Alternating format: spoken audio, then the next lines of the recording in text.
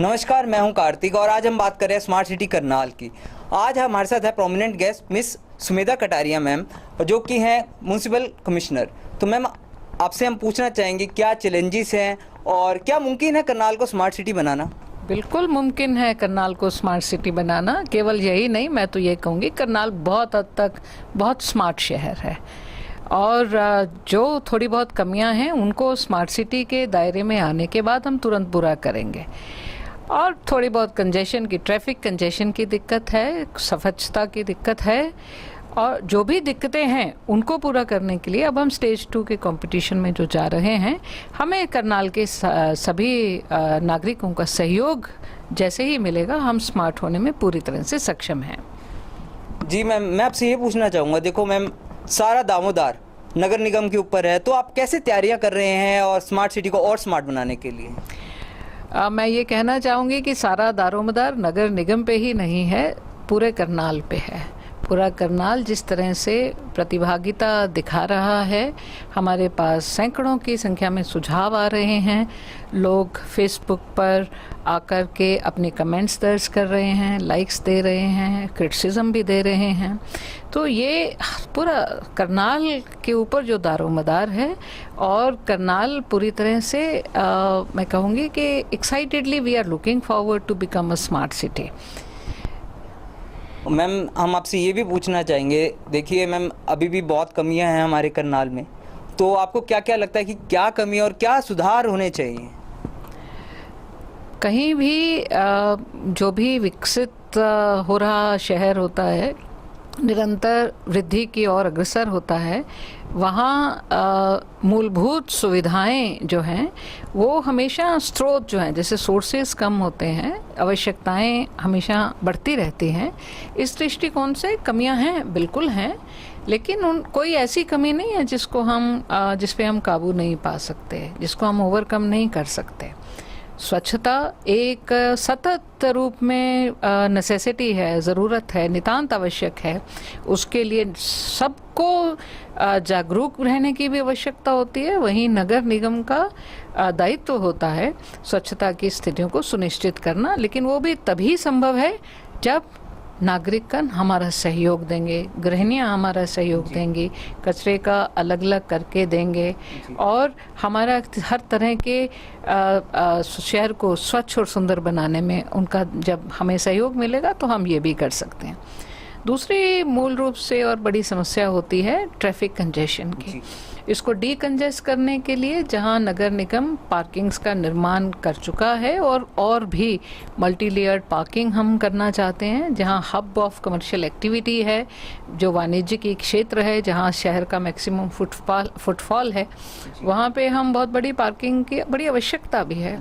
Smart parking का हम इंतजाम करने जा रहे हैं और इसी तरह से नॉन मोटराइज्ड ट्रैक्स की आवश्यकता है, ताकि लोग जो इकोलॉजी के प्रति चिंतित भी हैं और अपनाना भी चाहते हैं साइकिलिंग को, उनको भी हम सुविधा प्रदान कर सकते हैं। इसलिए पब्लिक बाइसिकल शेयरिंग भी हम शुरू करने जा रहे हैं और नॉन मोटराइज्ड ट्रैक्स भी, ताकि सुरक्षित महसूस कर सके हर साइकिलिस्ट जो इस शहर में चले।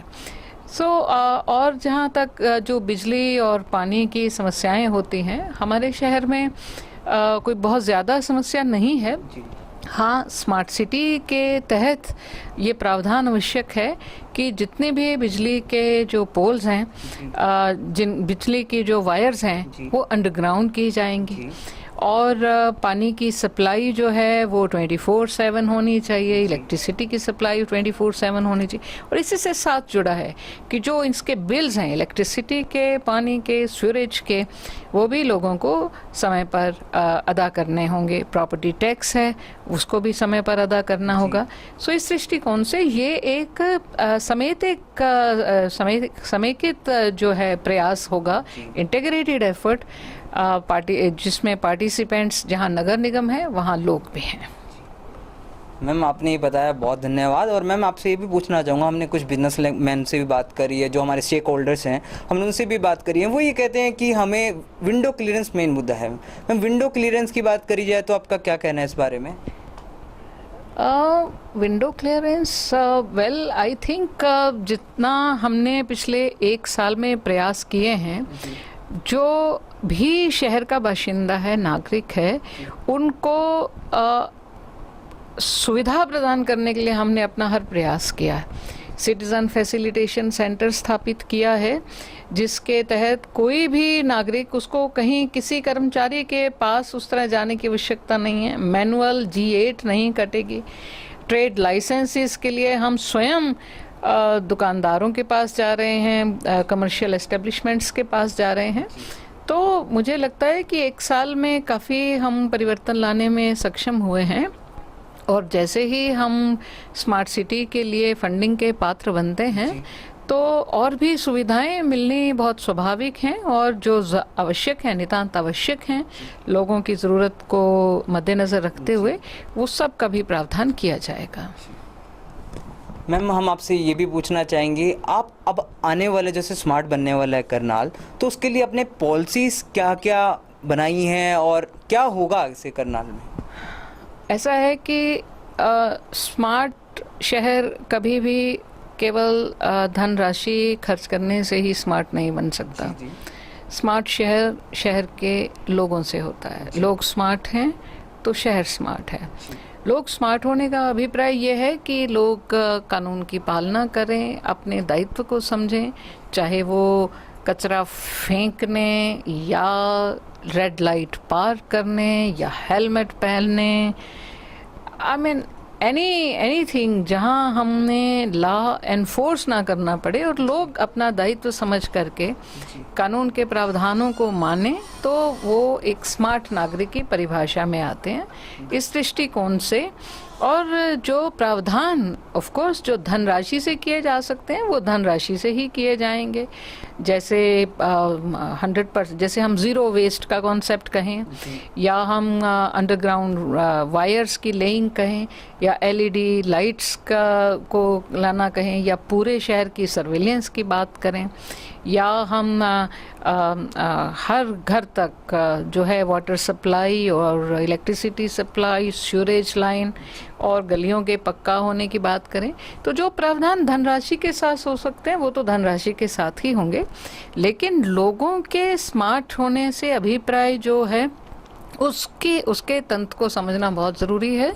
और जैसे ही सभी नागरिक पालना करने लगते हैं अपने अपने दायित्वों की, तो वो स्मार्टनेस की ओर बढ़ रहे होते हैं, और उसी से हमें बल मिलेगा और उसी से हम करनाल को स्मार्ट बना सकते हैं। तो मैम, आपसे एक रिक्वेस्ट है, प्लीज़ हमारे करनाल वासियों को, जो भी इनको देखेंगे इस वीडियो को, उन्हें कहिए प्लीज़ हमारे फेसबुक पेजेस पे आएँ और हमें सुझाव दें और ज़्यादा से ज़्यादा अपने को स्मार्ट बनाएं। ये बिल्कुल ज़रूरी है कि हर नागरिक सोशल मीडिया का उपयोग करके हमारे तक पहुँचे, अपने सुझाव दे, आलोचना भी दे, कमेंट्स दे, पोल करें, फेसबुक स्मार्ट सिटी करनाल को प्रयोग करें, व्हाट्सएप नंबर 8607234567 उसका प्रयोग करें, हमारा टोल फ्री नंबर का प्रयोग करें, और हमारी वेबसाइट पे विज़िट करें, और MyGov.in पे रजिस्टर करवा करके वो हमारे जो डिफरेंट पैरामीटर्स पे पोल चल रहे हैं उन पे भी हमारा पोल में भाग लेकर के अपनी सबमिशंस दें, ताकि हम सशक्त हो करके सभी नागरिकों के सहयोग के साथ एक सशक्त प्रपोजल लेकर के हम भारत सरकार तक जा सकें। जय हिंद। Thank you ma'am.